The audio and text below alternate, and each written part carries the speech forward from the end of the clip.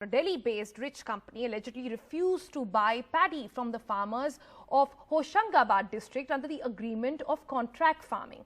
Now, the SDM of the area initiated action under the new farm laws, and immediately the CM and the ministers tweeted saying the new farm laws brought justice.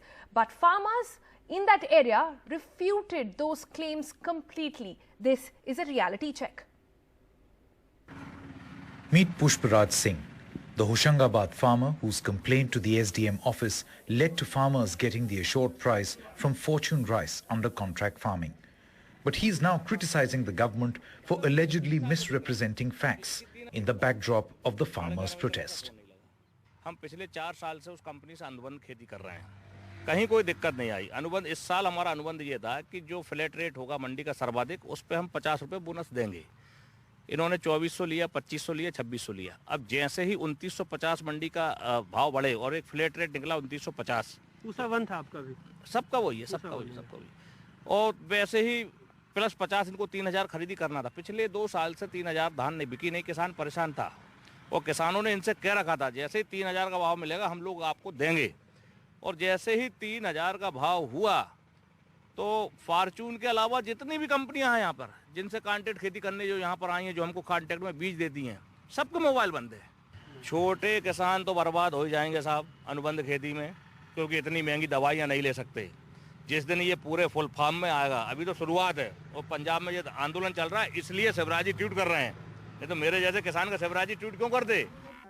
These farmers from Gadaghat in Piparia, around 200 kilometers from Bhopal, illustrate one of the core issues several farmers have with the new farm laws: contracts with corporates with little safeguards. They had a contract with a rice company, but on a single piece of paper without a seal or signature of the company.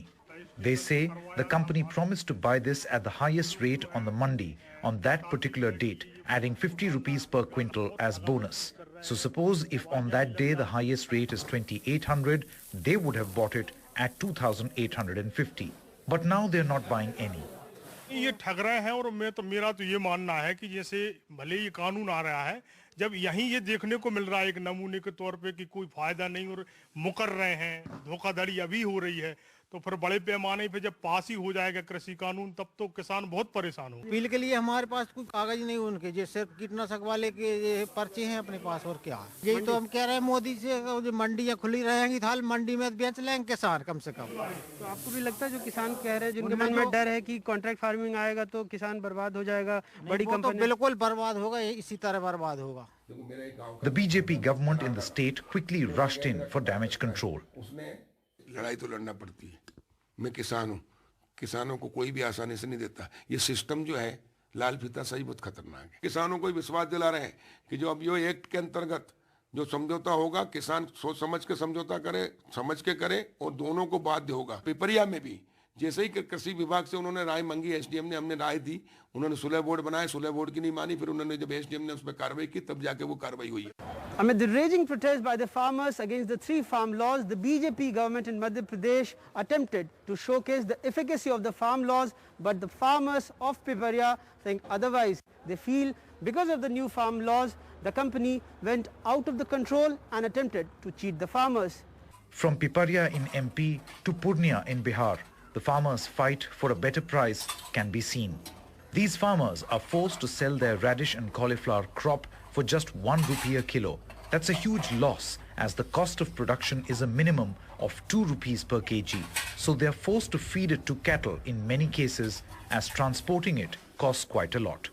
हमारा नहीं बिकी, cancel है बोलना। पर्ची virtue दी उन्होंने, sample fail की, कोई lab report कुछ नहीं दी। वो तो वो मुंह से कह देते, किसी को कुछ नहीं देते। वो 2 बार सैंपल जा चुका है और अभी तक वो बोल रहा है पास नहीं हुआ, पास नहीं हुआ। कैंसिल कर दी, जबकि हमने इनकी कंपनी की दवाई डाली, पूरी दूसरी दवाई नहीं डाली। किसानों को देख के तो हमको ऐसा लगता है कॉन्ट्रैक्ट फार्मिंग महा गलत है।